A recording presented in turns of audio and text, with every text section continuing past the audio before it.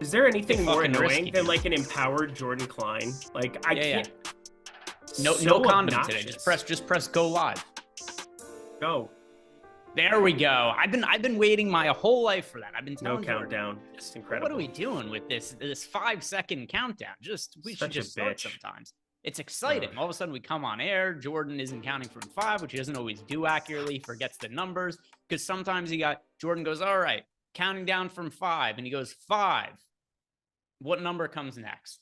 And then we have to tell him 4, and then he goes 4, 3, and then he goes, what number comes next? And he's got to crowdsource it and stuff. So here, we just press the button. And I kind of miss the days here on the show. Oh, with that said, Jordan, you didn't start it up on playback yet. I'm an idiot. Just I miss the days of Jordan Klein being like, "Oh, I'm sorry. Like those are good days. It's weird. Empowered Jordan is not my favorite version of Jordan Klein. It's like, look at me. I'm the captain now. He's getting a little lippy in the back there. He gets excited. He's got a couple of friends. He told me that were visiting him. Him and his boys doing Call of Duty, like whatever it is that they like to do when they hang out together. Jerk off my AR-57. All of a sudden, he thinks he dictates when things start around here. If you guys are watching, do us a favor, which you are. If you're hearing this, you're watching. Like the video, subscribe to the YouTube channel. We are sponsored here by Bet365. If you guys haven't checked out Bet365, you're missing out on just an easy way to build your bankroll with football season starting. Because you sign up at Bet365, all you have to do is make a deposit, place a $5 bet, and they're going to give you $200. It doesn't even matter if the bet wins or not. You just place a bet over at Bet365 after you sign up using our link, and they're going to give you guys $200 in bonus bet. So go ahead and take advantage of that Bet365 offer. You guys haven't already. It's just an easy way to go ahead and build that bankroll. If you guys have any questions for us as we're going here, I see we've already got a super chat from Chris Williams. Yeah, leave us some questions. If you're in Discord, one of the perks of being a stochastic sub is you do get access to our Discord channel. By the way, tomorrow, I'm going to be hanging out in Discord just answering questions that people have. I'm going to be doing an office hours in there. So if you want to talk about really whatever the hell you want to talk about, if you got questions about DFS, tools on the site, other shit, I'll hang out in Discord and talk about some of that stuff tomorrow afternoon. So be on the lookout for that. Shout out Chris Williams, also gifted out 10 YouTube memberships. And in addition to that, he says a double shout out. Watched the MLB and the NFL show yesterday. Didn't get first, but he did make a little bit more than $3,000. So he will say it again. Atone, bring yourself some good karma, hit the like button. So the atone for your sins, I actually think it's a great bit that Lofty is going, but I don't want to infringe on it and say his line. But Chris Williams leaving a super chat that will certainly, I'll read that off, and then I don't have any sort of issue with that at all. Eric, we are about to start talking about the baseball slate now. Do you have any overarching thoughts, weather concerns, or anything like that before we get into it? Is this the cleanest weather slate we've had in forever for a slate of this size, an 11-game slate, and we have legitimately zero weather anywhere? We've been like pretty good on weather as of late. Yeah. But yeah, I mean, like there's no wind concerns or anything, no rain at all in the forecast. It is looking pretty clean there. So I'm agreeing with you. Nothing that we have to be on the lookout for, at least on the weather front. So let's go ahead and just start talking about the pitchers on the slate. And here's what we got for pay up options on DraftKings, and no pitchers priced above 10K, but we've got a really weird makeup on the high end because one pitcher is very, very popular. That is one, Mr. Pablo Lopez, pulling 47% ownership. And then your other three pay up options, nobody's rostering them.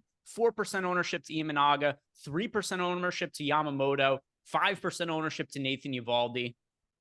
Relative to his ownership, Pablo Lopez, are you going to be over that number, at it, or underweight to the field? Way over. Way over. Look at this pitching slate we have before us. It is like dusty. It is dusty as hell. Like Pablo Lopez gets to take on the Angels. And I talked about the Angels yesterday with David Festa. And obviously the volatility of David Festa, that was a thing. But let's remember, this is the Angels. They're now fourth worst in all of baseball over the course of this entire season in WRC plus against righties. And over the last month, I brought it up yesterday. I'll bring it up again, although they're almost like 10 points higher because of yesterday. 74 WRC plus is still dead last in baseball against right-handed pitching over that sample size, which is closer to like what you're looking at post deadline. So like I mean, the Angels are just so bad. I like Ward. I like Neto. Brandon Drury is batting cleanup today. That's really all you need to know. Logan O'Hopp's been a serviceable catching option, but this is not as good as hitting in Anaheim. This is a great spot for Pablo Lopez, who is starting to finally have some luck go his way after kind of just one of the weirder seasons I can remember, because he's the one pitcher for Minnesota that I've just been backing ad nauseum. And today, everybody's going to do it, but I think everybody should do it. I have a lot of Pablo Lopez. I'm a little bit overweight to the field on. I'm not like where I'm lock buttoning him or anything like that. I do have him in right around 60% along 59% to be exact. So certainly do get myself overweight to the field on Pablo Lopez a little bit, but not like any kind of insane stand, because it's not really all that much different than what the field is doing. I suspect if I was to rerun the Sims and set him to like 35% projected ownership, he'd probably show up in like 80% of lineups or something like that. Given where his ownership is, I did find it a little bit hard to get way overweight to him, but he's pretty clearly the top overall pitching option on the slate. I have way more exposure to him than I do to everybody else. And as far as these other pay-up options go, here's going to be the other part of the issue. I don't like any of them. I don't like any of these other pay-up options. I don't like Imanaga. Brutally difficult matchup for him on the road against the Los Angeles Dodgers. Yamamoto, he's going to be restricted, hasn't made a start in a meaningful amount of time. And then you got Nathan Eovaldi on the road also in a tough matchup against Arizona. So it's kind of like what you had said, Eric. You said, look at the other pitching options. And that's kind of what happens here. I try to figure out, like, all right, if I'm not playing Pablo Lopez and paying up, where do I go? And I don't like any of these other pitchers. So I do land on Pablo Lopez being in north of half of my lineups. If I'm going to pivot off of Pablo Lopez in lineups, it's going to be by going cheaper, not to any of these more expensive pitchers. Imanaga, Yamamoto, Eovaldi, any of these guys catch your attention? No, not a single one. Yamamoto would if I knew what the pitch count was, but apparently we're just not going to know pitch count. I mean, what, 53 pitches last time in the minors? That's what we have to go off of. 53 to 90 would be shocking. 53 to 80 would actually be shocking. So I put him in for 68 pitches today. That has me getting 0%. So yeah, I don't have anything more than 2% Imanaga, and I've got 4% Eovaldi, and that is going to be the way the cookie crumbles. We got the king of all Teoscar Hernandez news, Malukar, letting us know that Teoscar Hernandez will not be in the lineup today. Son of a biscuit. Dude, there we go. God, not only that, but no Will Smith. Hernandez. This lineup sucks, actually. I might have to revisit this, because the Imanaga thing might be a lot more interesting. Look at this freaking lineup. No Smith, no Hernandez. Those are two lefty killers. We have Edman batting cleanup, Pages batting fifth, Muncy 7-hole. This is a terrible Dodgers lineup. It's three hitters to be fair.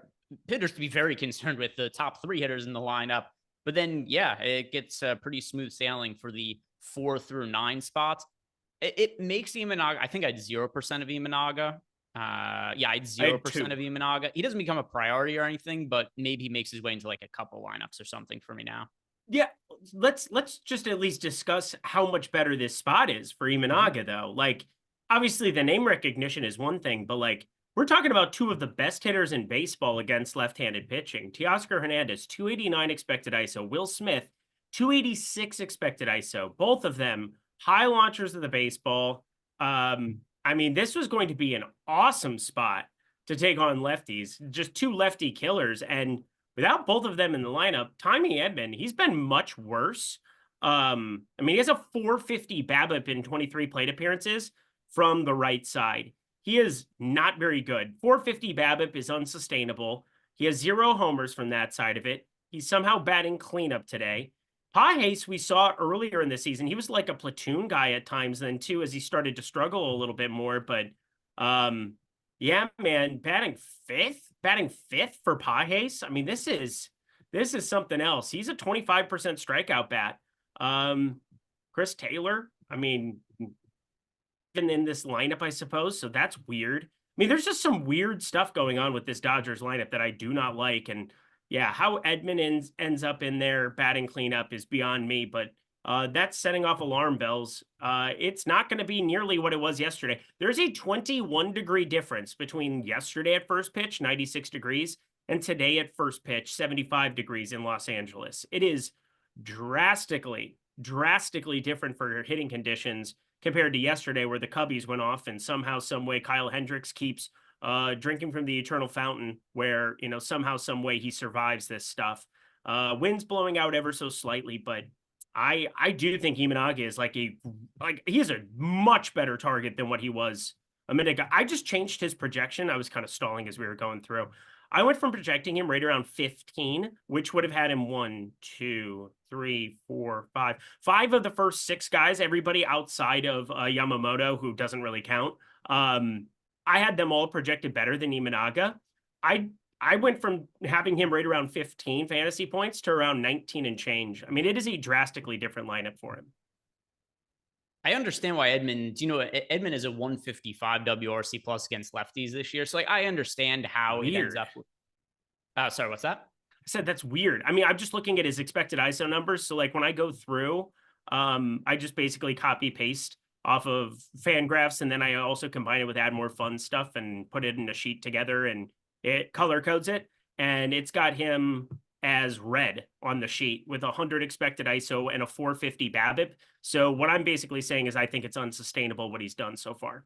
Yeah, I don't think he would have a 155 WRC plus, but it is 118 for his career. So like he's certainly, I would consider, a well above average hitter against lefties, not to the extent he has. And there's also a small sample size. He hasn't played much this year. So I could see why they ended up plugging him in there to bat in the cleanup spot. Now, we'll talk more about some of the other pitchers, but also Jeff Williams left a super chat. He says, I hate to be that guy, but I've yet to hear back from anyone after his 50K win. He said that I sent out a tweet. First, Jeff, did you email support?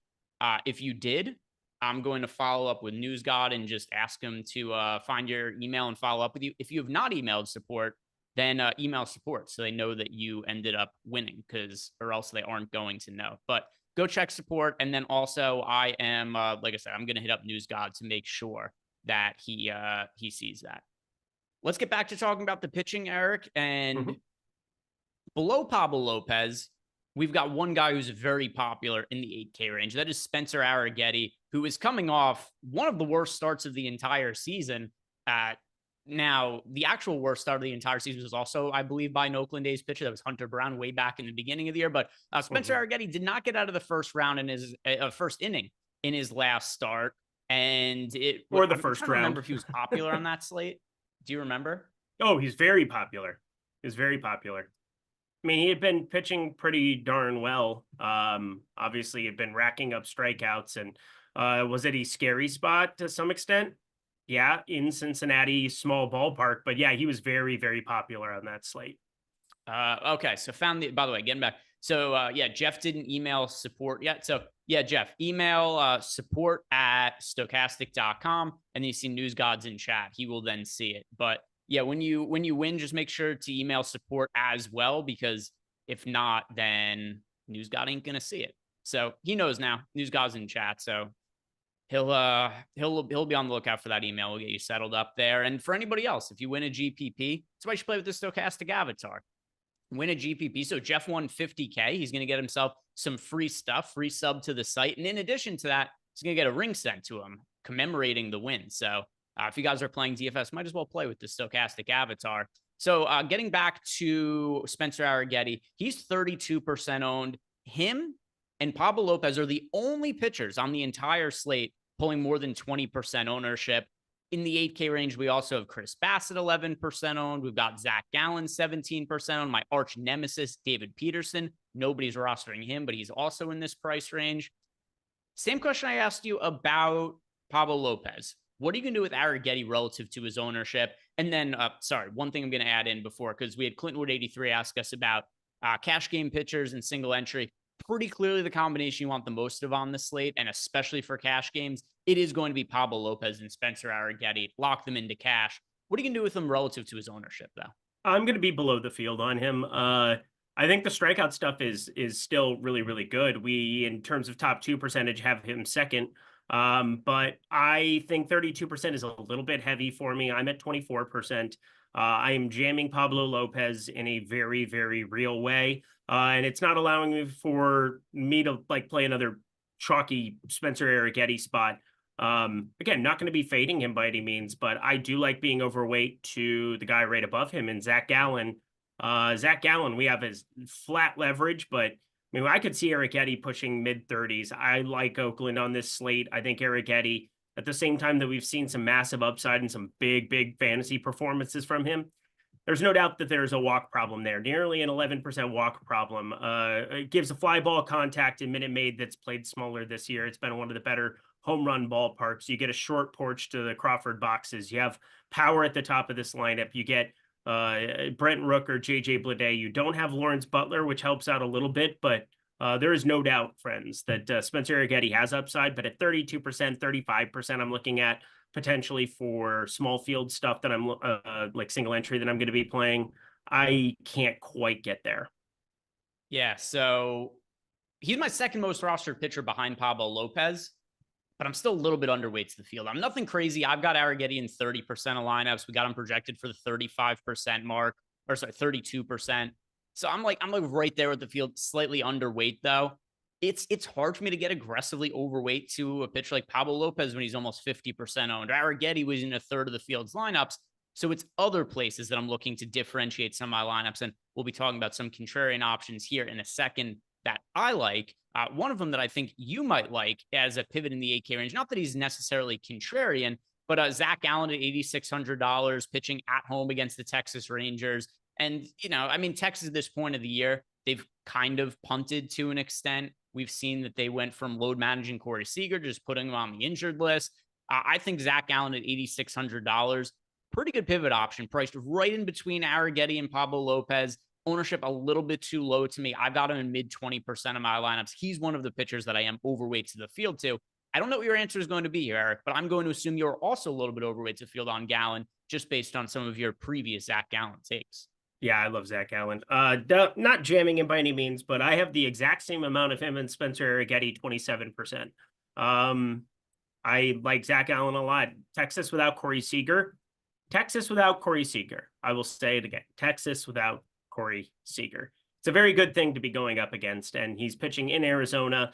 Rematch of the World Series. I'm excited for this game. I'm excited to watch this game, and I will say there is very little that would, at 16% ownership of Zach Gallen, 16.5% that we have projected, get me away from it. Although, we've talked about Lopez, I'm jamming.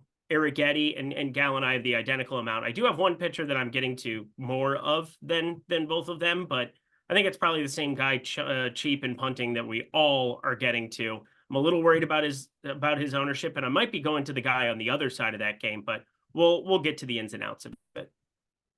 Are there any other pitchers in the 8K range that you like getting to as pivots? Zach Gallen's my favorite one. Seems like he is your favorite one as well. Any of these other pitchers in this price range that you are trying to get into lineups? No. Chris Bassett, I have a little bit of. George Kirby, I have a little bit of. But the 8K range, it is being absorbed by Gallen. And if David Peterson does it again, I swear to God, Greg, I swear to God, I'm going to lose my mind. I cannot possibly be in more pain than what David Peterson has cost me this year.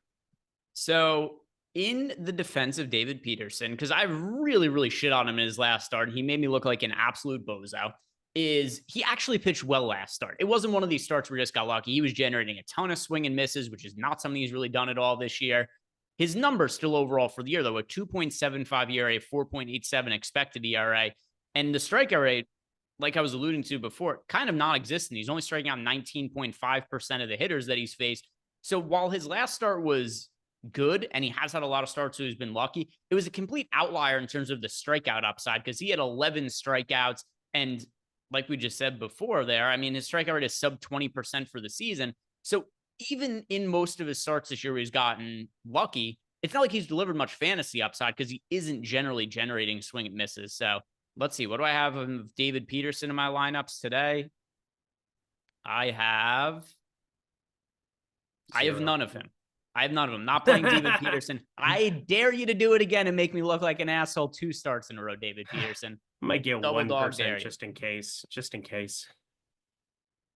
You can't keep getting away with it. He is not in my lineups today. It's hard to project him well. He's got bad underlying stats and he doesn't get strikeouts. It's unbelievable, man. So we'll see. We'll see. I'm not playing him again today, though. People in chat want to go ahead and play him. Go for it.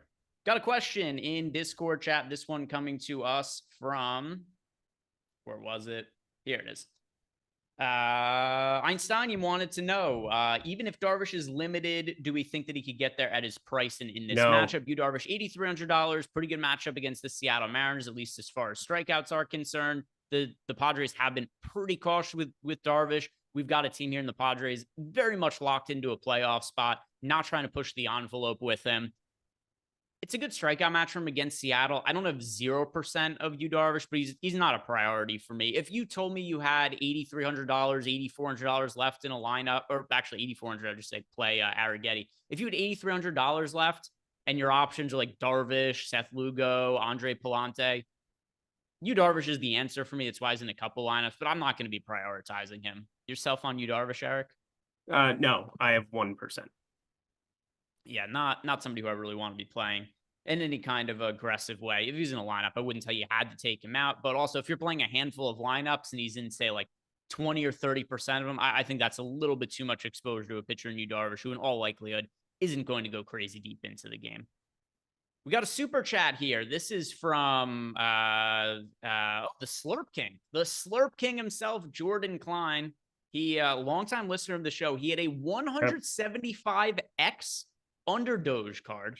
Says, thank you, Greg and Eric DeQuan Lindquist, for your insight on this sport known as baseball. And Jordan had that hit yesterday. I saw him, sort of saw it. I was half awake when I saw my tweet where he mentioned me, and then I forgot about it because it was like the first thing I saw in the morning. And then he asked me if I saw it right when I got into Zoom earlier, and I was like, oh, that's what you had sent me. So yeah, congrats to the Slurp King, Jordan Klein. That's how many Slurpees is that worth? What does a Slurpee go for on the market these days? Oh man, a whole the machine. Slurp away, King. Slurp away. But what is it if you go to 7-Eleven? What is it like? Any answer you give me wouldn't. If you tell me anywhere from like $3 to $15, I wouldn't be surprised. I have no clue. They're definitely less than $3. There's no way they're more than that. They're less than $3? Yeah, they have to be. Like the big Slurpees. I mean, you're the one who gets them DoorDash to your apartment. Step into a Slim Jim. A Slim Jim and a Slurpee. You're not really looking at the price, but yeah, no. Oh, okay. Shout out to you guys. All right, well, Jordan had a big pick'em card over on Underdog. Won nearly $1,000, so it's probably worth like 500-600 Slurpees or something like that. So congrats to Jordan. Shout out to Sean Jeezy, also left us a super chat. He says that joined late, so sorry if you guys already covered it. Thoughts on Roop?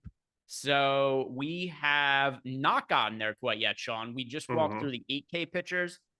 Now we'll talk about the 7K pitchers, and then we'll talk about some of the other fun options after that. But yeah, we will touch on him in a second. 7K pitchers, Eric Palante, Crawford, JP Sears, Ben Lively, Albert Suarez. Lively's pulling 14% ownership. Nobody's rostering any of these other pitchers.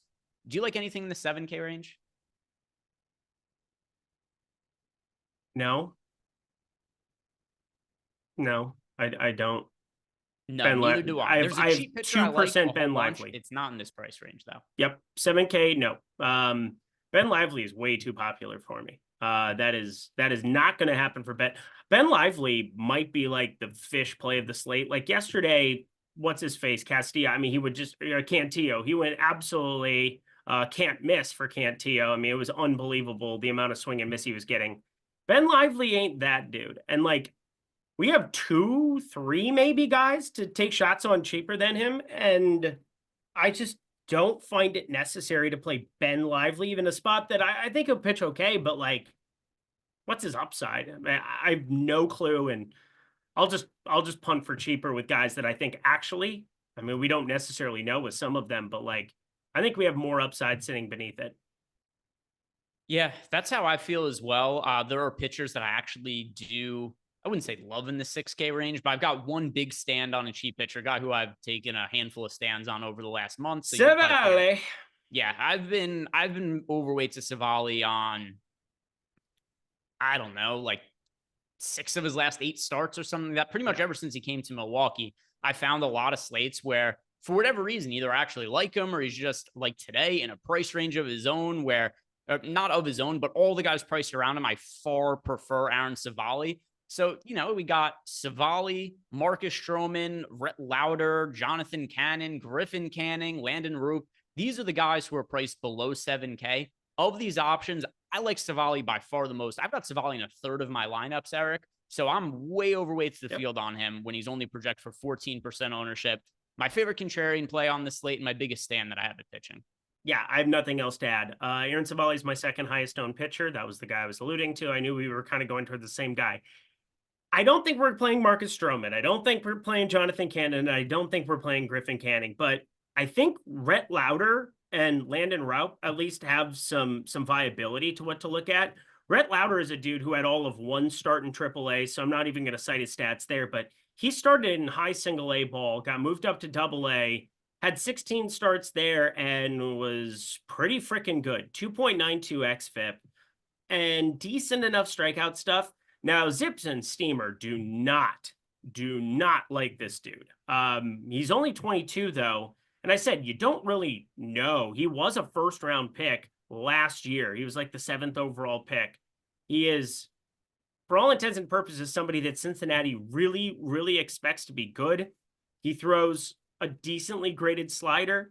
I think he'll be okay at the big league level. I mean, you never really know though. He's 22. And, sometimes they go the way of Brian Bayo, where, Brian Bayo's a below average starter now at this point who can get ground balls from time to time, but the strikeout stuff didn't translate. And then you get guys like Spencer Strider who come out of absolutely nowhere and strike out and mow down everybody until their arm falls off. But Rhett Lauder is a pretty well-touted dude with decent stuff. I'm willing to take some shots on him on this kind of a slate. And then we just have a flat 4K guy who should have more than 60 pitches. I think that alone puts him into play. The San Francisco guy, obviously he's in San Francisco. That's very, very helpful. And taking on a team that, can strike out at the same time that they can punish you. But it's such a good ballpark that hard for me to, in San Francisco, not at least look at a 4K guy. Yeah, I've got him in a couple lineups. Nothing really all that significant, though. One thing that I do think may cause some people to want to roster him is he did go 4 innings in his last outing, which was the deepest he's gone into any of his outings this year. Previously, 3 innings was the most, but he still only threw 61 pitches. So I don't think he has a massive ceiling. I'd say at most he throws 5 innings. Most likely it's probably going to be 4 or 3, depending how it goes and how efficient he is. So I am not really super interested in Landon Raup. Like I said, he's in a couple of my lineups, not an outright fade. If I'm going to go cheap at pitching, Savali's the guy for me by a mile.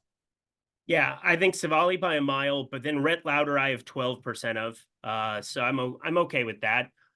Just an absolute unknown at 6.5K. And then 4K. I mean, for me, it's 4K. Don't forget also, he's only pitching on 4 days rest. I think that's kind of a big deal. It's a young pitcher that you probably don't want to have out there for 75, 80 pitches coming on just 4 days rest. He pitched on the 5th. So keep that in mind, everybody. But if there was ever a slate, like an 11-game slate where he was viable, I think this is the one. Although I re-ramped stuff for Shota Imanaga. I am getting a ton of Shota Imanaga now. It's actually stripped into a little bit of my Pablo Lopez ownership more than it's done anything else, because I really don't want to get rid of some of the ownership that I have spread around the rest of the board. But Shota Imanaga went from being in 2% to 19% of my lineups. I went from having 0% of Imanaga to 2% of him. So more than was before, but not somebody I'm going to be getting to a lot of. There's a chance. There's a chance. But my preference would be that it doesn't happen. But for you, if it does happen, I hope you end up winning a GPP instead. Let's go and look at FanDuel pitching list. Is there anything else you want to bring up about the DK pitchers? No. Okay. FanDuel side of things. Here's what we got on the FanDuel slate. Zach Gallen's your second most popular pitcher, 12% ownership. Pablo Lopez is the chalk at 27%. In cash games, play Pablo Lopez. Pretty simple button to click. In GPPs, I don't really have an issue with the 27% ownership on Pablo Lopez. I think he's a perfectly viable option.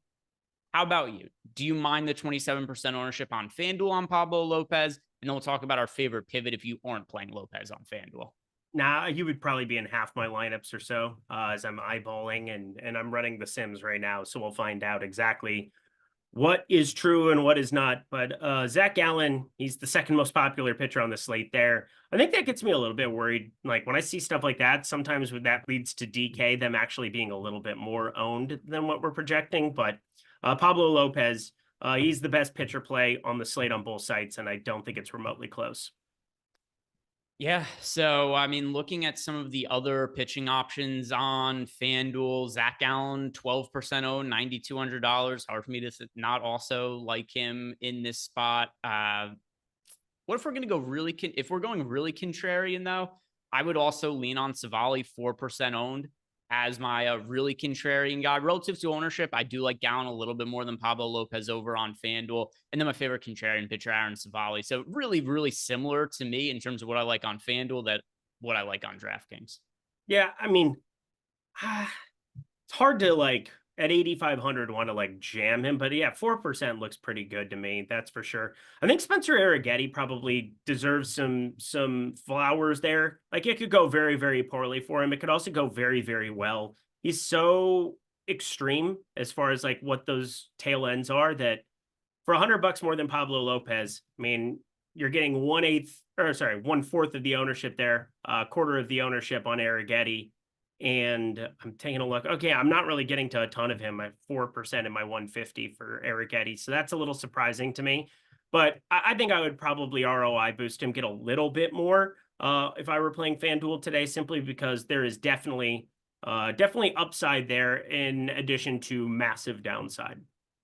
We got a super chat from Jacob Dunn. He wants to know best two cheapo pitchers, -300, no handshake, a lock debate. Say that again? Best two cheapo pitchers. So I assume, Jacob, if I'm answering this question incorrectly, then just throw it into, don't leave another super chat. Just let me know I answered incorrectly in chat. I just assume he means favorite two pitchers to pair together if he's going to be going cheap on DraftKings. That's how I'm interpreting this.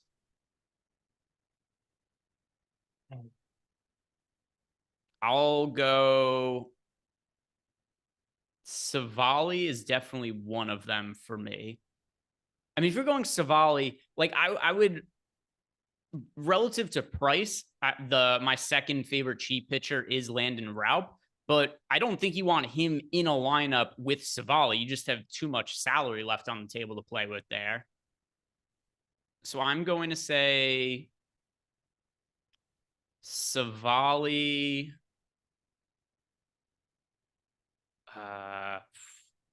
Well, you just really don't need to go that. You don't really have to go that cheap at two spots. No, you don't. Savali. I mean, I'll say Savali and Raup, but it's a lot of salary that you have for your hitters then.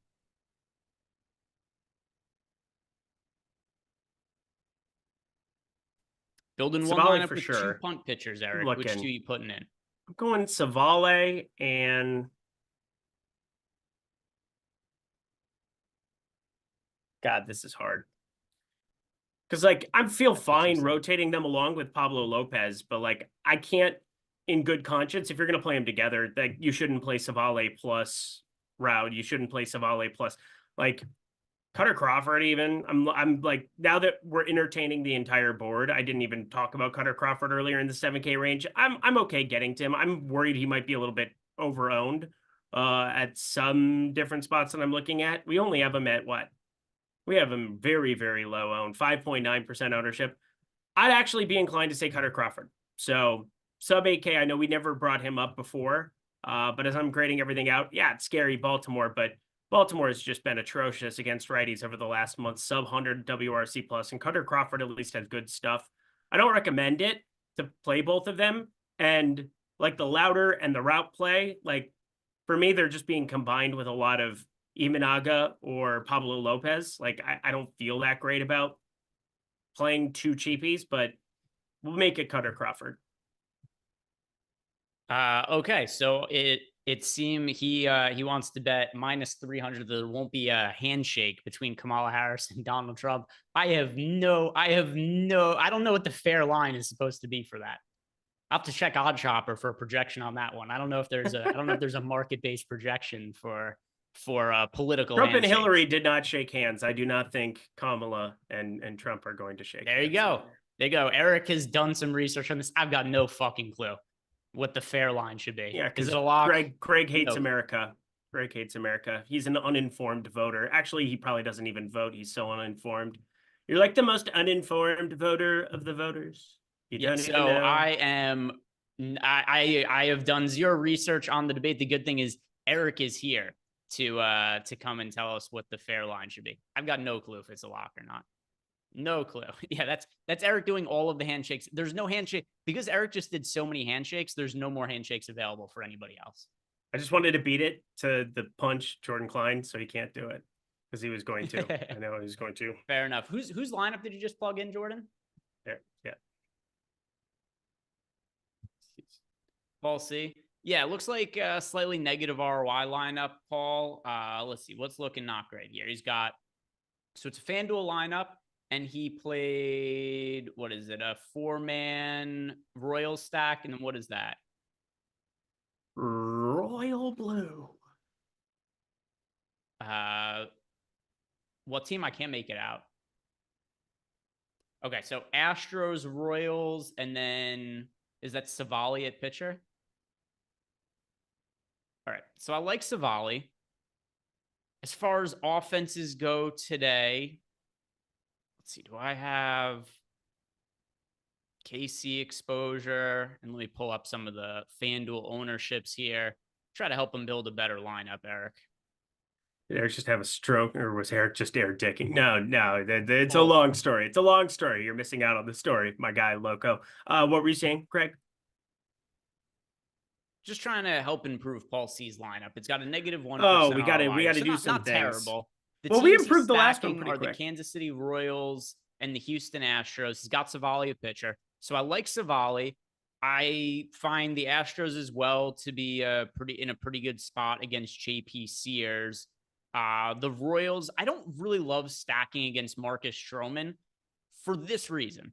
Marcus Stroman is somebody who is not great, but he produces enough ground balls to where he suppresses the opponent's offense to having like massive ceiling games. So I've got a couple of Royal stacks today. It's nothing significant. I'm underweight to the field on them. If I was building one lineup, the Royals are just not the team I would stack. I think probably take out MJ Melendez. That's probably the only thing I'm seeing really. We've seen Marcus Stroman give up more power to righties, 181 expected ISO. I don't think that's going to change your sim ROI in some drastic way, but I think a 4-3-1 might make it a little bit better. So let's take out MJ Melendez and put in something that's a little bit higher in projection in that range, Jordan Klein, and give him a one-off. Either way, though, the Royals aren't rating out as like the best stack for us. So still having the Royals stack in there probably isn't going to come out super well. But now that you've taken a Royals hitter out, maybe this sim run, it'll be like slightly positive. My preference would still be to rebuild that lineup there. I agree. But I'm wondering, Eric, do you have one team? Because we got a lot of teams on the site. That didn't work. A negative That didn't work. 22.7%. Great job, Eric. ROI. Just trash and rebuild, Paul. That's my recommendation there. Jordan, you didn't need to put that up again. There was no point. He's chopping it. He's chopping it away. You're deleting it. One karate chop at a time. Got it. We chopped it. It's no good. Favorite stack of the slate, Eric. Who is the team that you're getting the most exposure to overall on DraftKings? And then we'll do it for FanDuel afterwards as well. All right. Well, that's just the way Jordan's going to be today. My highest owned stack today is Cleveland going up against Jonathan Cannon. We saw them as mega chalk yesterday. It is now an 11-game slate with some more serviceable options. The fact remains that Jonathan Cannon sucks, and this bullpen really, really, really sucks. Water sucks. It really, really sucks. They're terrible, and they're the worst bullpen in baseball by a pretty considerable margin since the deadline.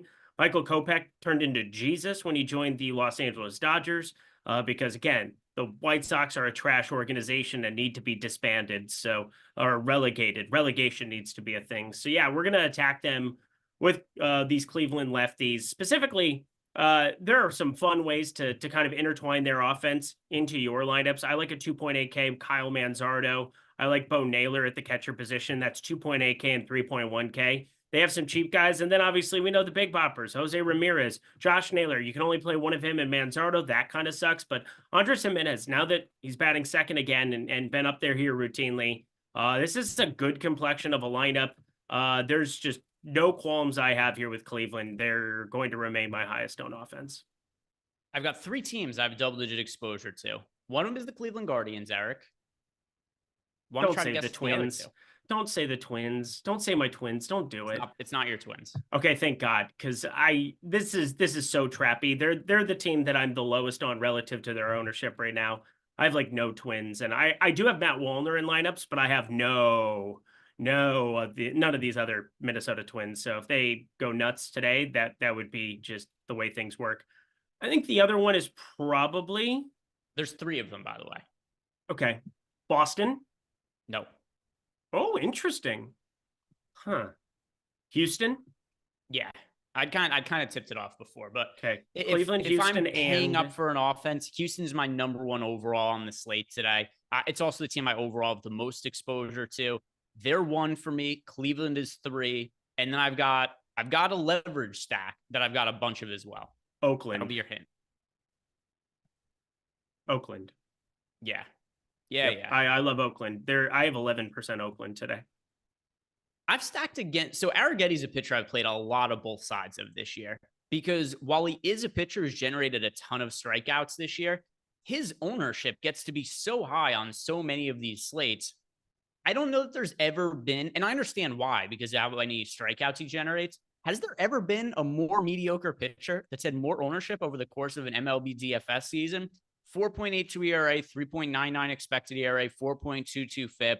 The Oakland matchup, also a team in Oakland who, the field is consistently picked on with starters this year, and it really hasn't gone all that well over the course of the season. There's been so many times that chalk pitchers have gotten blown up by the Oakland A's. There's a clear ceiling for Spencer Arrighetti, but I think the field is once again just written off the Oakland A's in a way that they shouldn't be. So Oakland, I really like the leverage against a popular Spencer Arrighetti. That is one of my second most rostered offense and one of 3 teams that I'm really prioritizing. Houston, Oakland, Cleveland. Those are my 3 primary stacks.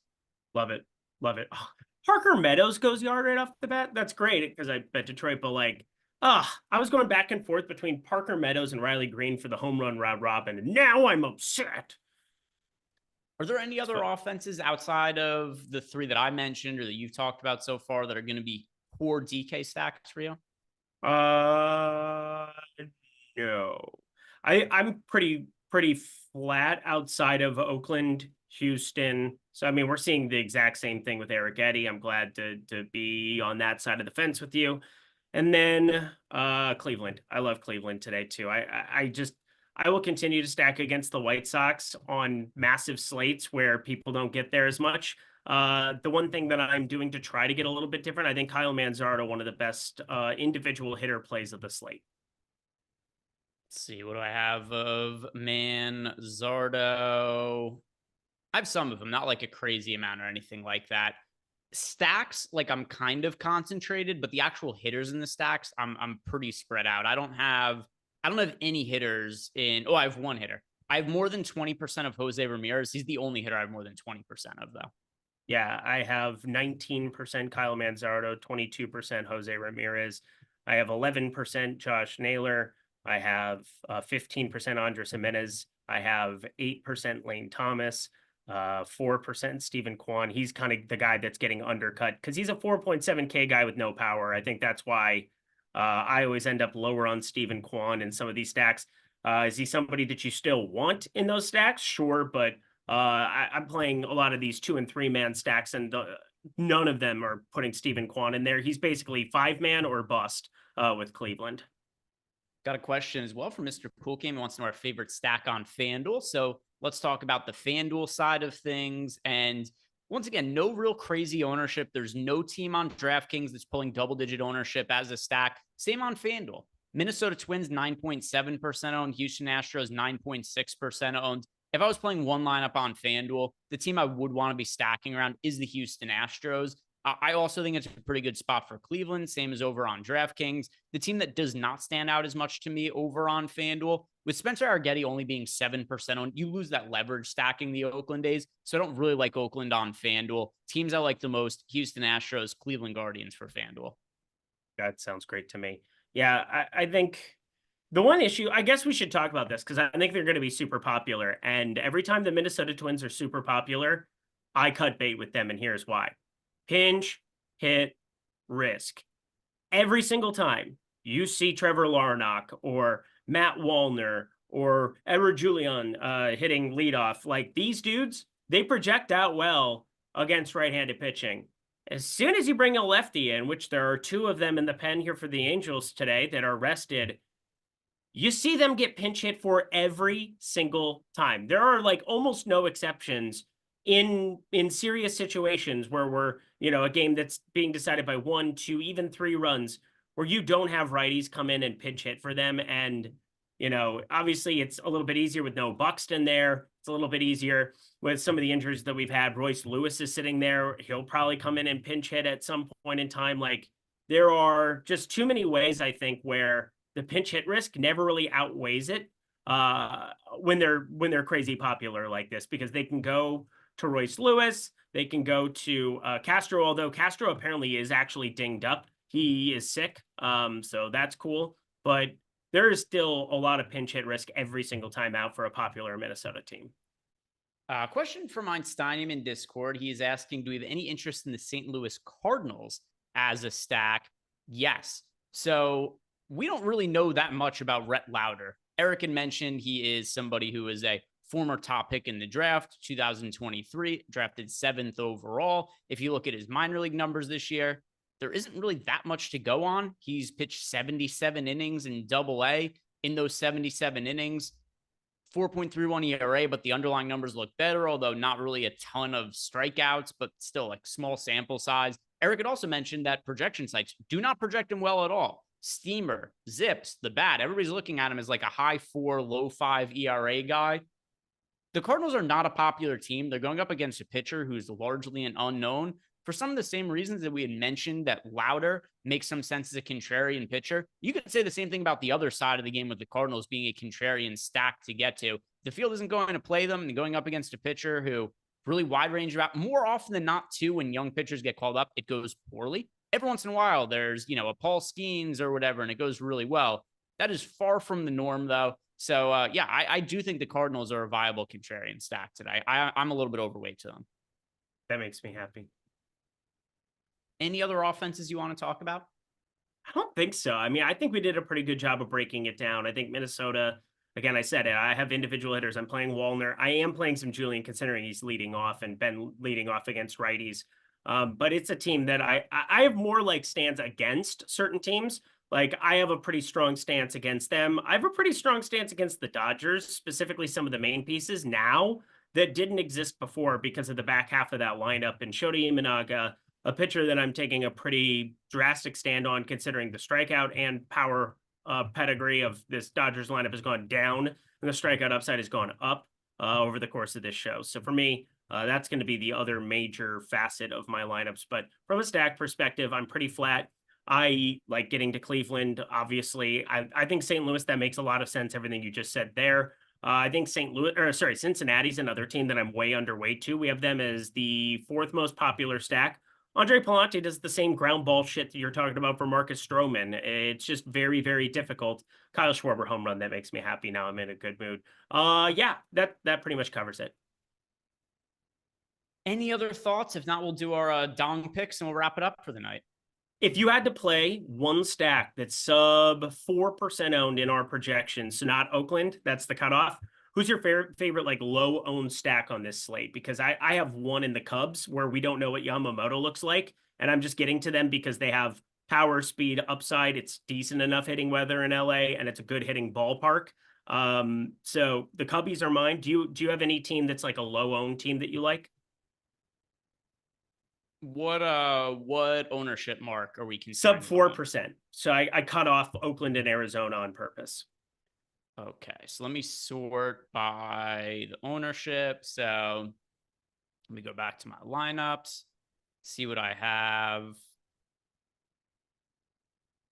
It's done well whenever I've talked out stuff like this with you in the past, and I respect your opinion. And I'm just curious because like I don't have any team that's popping outside of the Cubs. I have 6% of the Cubs. They're at like sub 3%, but I don't even know if that's going to hold. I have 7% White Sox stacks against Ben Okay. Lively just because they're really cheap. Lively isn't any good. And I mean, it's Ben Lively for the year. He's not terrible. He's just a mediocre pitcher. The White Sox are cheap. It's not a team I love or anything like that. The real answer to your question is there isn't any one team that I'm prioritizing or really like. If I have to pick one for the purpose of this answer, though, I am overweight to the White Sox. I prefer them more as a 3-man stack to save salary with, though, than making 5-man stacks of. Okay. I'm fixing that then here in my stuff, so that makes it good. Thank you. I'm sure he does. Eric, let's go ahead and do our home run picks to wrap up the show. If you guys haven't done it yet, like the video, subscribe to the YouTube channel. We've got coming up tomorrow, lots of football content. I'm going to be hanging out as well, like I said, in Discord tomorrow afternoon, and I'll be doing a Q&A. Anything that you guys want to ask me about, really whatever it is, whether it's related to DFS tools, other shit, I'll be in Discord to answer those questions. And yeah, also going to be doing the single lineup sim show with Lofty tomorrow. Eric, who's your dong pick today? So there's I was gonna say Matt Wallner, but considering I'm lower on the Twins, Matt Wallner's like the only one-off that I'm really still getting to there. I have north of 15% of him now. So I could go that direction. You know what? Fuck it. We'll do it live. Brent Rooker. Brent Rooker's my dude. I mean, Brent Rooker has been my dude all year long. He has 35 jacks. He's hitting 300. He has been an absolute man amongst boys with a 594 expected slugging, 397 xWOBA. And I got to just point this out. The launch angle for Spencer Arrighetti and a pull hitter like Brent Rooker, I mean, he can do everything. He can go oppo too. But Spencer Arrighetti, 16.8 degree average launch angle. You put that next to an 18.7 degree launch angle on Brent Rooker. And yesterday on Lindy's Locks update, which I'm just going to start intertwining into X when I have the time again, I was showing basically how I go about projecting from Baseball Savant how important launch angle is, and people don't think about that enough. Brent Rooker is the most perfect hitter ever to have a short porch to left here in Houston, one of the best home run ballparks in baseball this season. Give me Brent Rooker against the second most popular pitcher on the slate. Which direction do I want to go in? You know what? The hitter I have the most exposure to from the Oakland A's, it's Seth Brown. Okay. I do think that if you look at Spencer Arrighetti, somebody, I mean, really wide range of outcomes. I think he should be played in cash games anyway, just because of what his ownership is.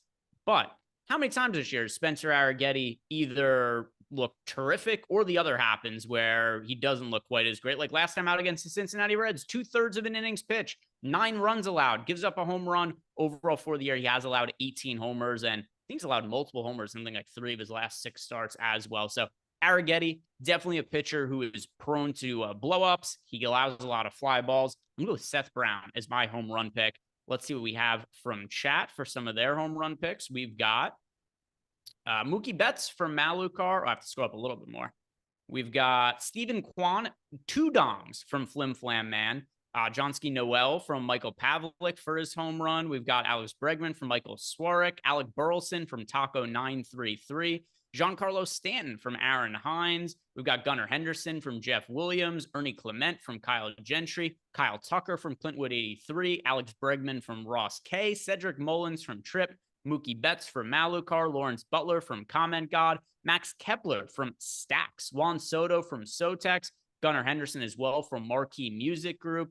And then we've got chat moved a bunch. So Tommy Pham from Edmond, Cal Rayleigh from B-Funk, Gunnar Henderson from Francisco Rubio, JJ Blade from Max Video 35, Shea Langoliers from our old pal EMAC, Caleb Garink is going with Bobby Witt Jr. We got Grant McCrae from Dub K. We've got Folk Matt going Kyle Schwarber.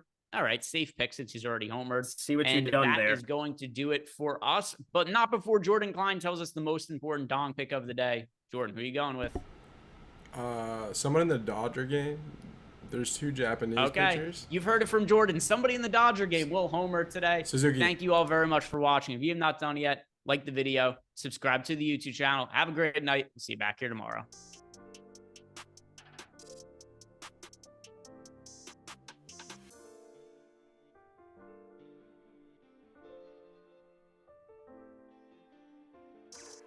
Good shit, boys.